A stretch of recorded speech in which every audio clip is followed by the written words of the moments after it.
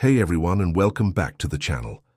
Today we're diving deep into a topic that affects almost all of us in some way, the story we've been told about alcohol.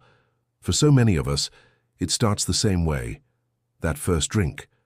Maybe it was at a party, a family gathering, or a night out with friends.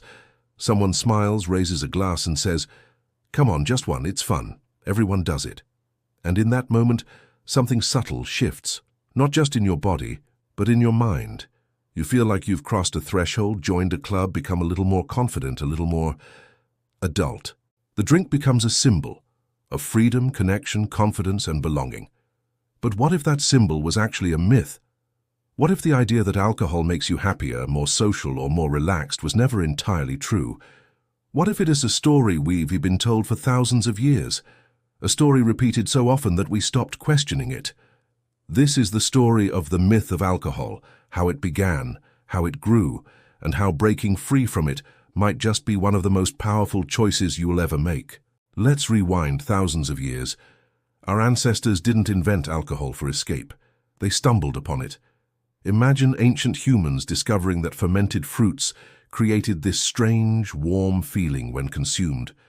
It quickly became part of rituals, harvests, and sacred ceremonies.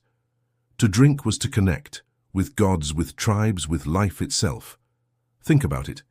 In Egypt, beer was offered to the pharaohs. In Greece, wine was a symbol of wisdom and divinity. In China, rice wine was used in religious ceremonies. Alcohol wasn't initially seen as dangerous. It was mystical, meaningful, even holy. But somewhere along the way, something changed. Those sacred ceremonies slowly evolved into celebrations. The celebrations became habits, and those habits, over time, began to morph into dependence. That's where the myth was truly born, the belief that alcohol wasn't just part of life, but that it made life better. It promised courage, it promised joy, it promised relief from pain. But beneath those shiny promises, something far more subtle and powerful was happening inside our brains. When you take that first sip, ethanol, the active ingredient in alcohol, begins its chemical dance inside your body. It moves quickly through your bloodstream and directly into your brain.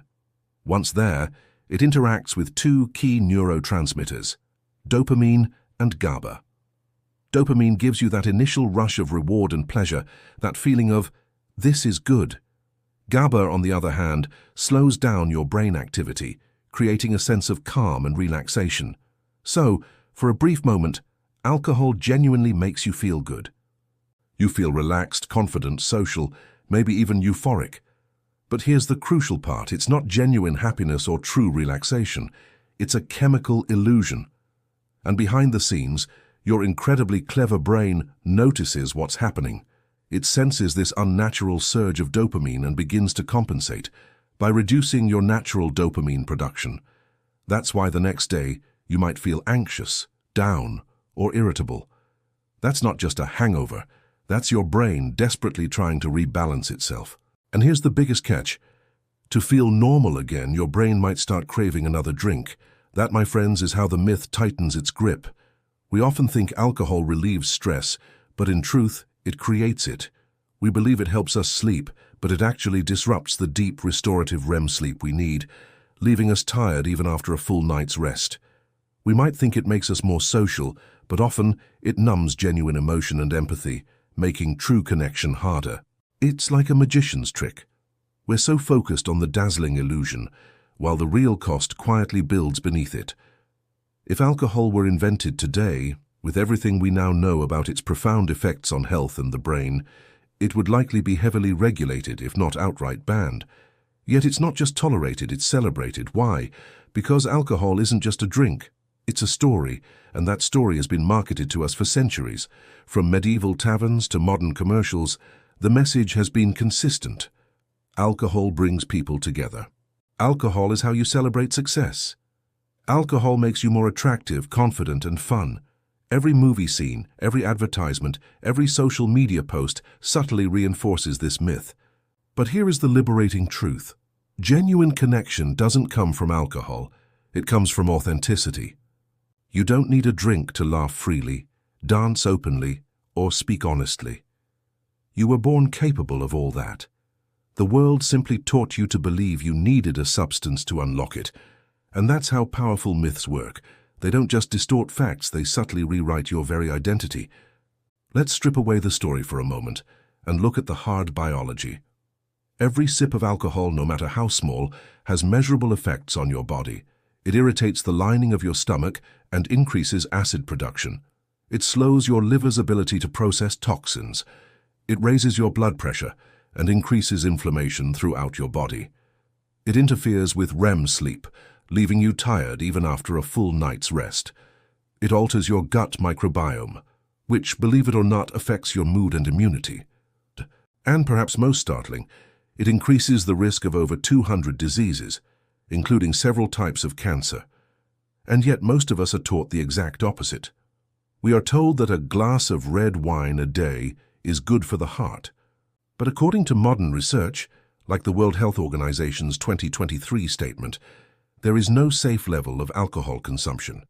The heart benefits once attributed to wine are actually linked to other lifestyle factors, like a healthy diet and strong social connections, not the alcohol itself. In short, the science is crystal clear. The myth, however, persists. So if alcohol does all this harm, why do people still drink? Because alcohol doesn't just alter chemistry, it alters identity. It becomes deeply woven into our social rituals, birthdays, weddings, holidays. It becomes a common coping mechanism for heartbreaks, stress, loneliness. It even becomes part of our self-image.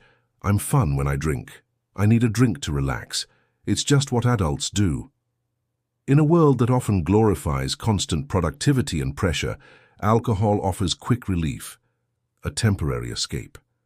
But here's a vital distinction. Relief and healing aren't the same thing. True healing is often uncomfortable, gradual, and incredibly real. Alcohol, on the other hand, numbs pain but never truly cures it. It just pushes it away until it returns, often stronger. And that's why so many people, even those who don't drink heavily, feel this quiet conflict inside. They know something doesn't quite feel right, but they can't quite name it. That feeling. That's the myth cracking. For millions around the world, that crack becomes a powerful turning point. It might start small, a hangover that feels worse than usual, a social night that ends in regret, or the sudden realization that you can't remember parts of an evening that seemed harmless. And then the question appears, softly but clearly. What if I don't actually need this? That's the awakening, the moment the story begins to shift. People who once thought they could never socialize, celebrate, or unwind without alcohol are discovering something truly extraordinary. Life feels bigger, not smaller, without it. You laugh without that fear of saying something you'll regret. You wake up clear, energized, and genuinely proud of your choices. You connect with people on a deeper, more authentic level, and slowly, beautifully, you begin to realize the confidence, the courage, the joy, they were never in the bottle. They were always in you. Here's the incredibly hopeful part. The human body is amazingly resilient. When you stop or even significantly reduce drinking, even after years, your body begins to heal almost immediately.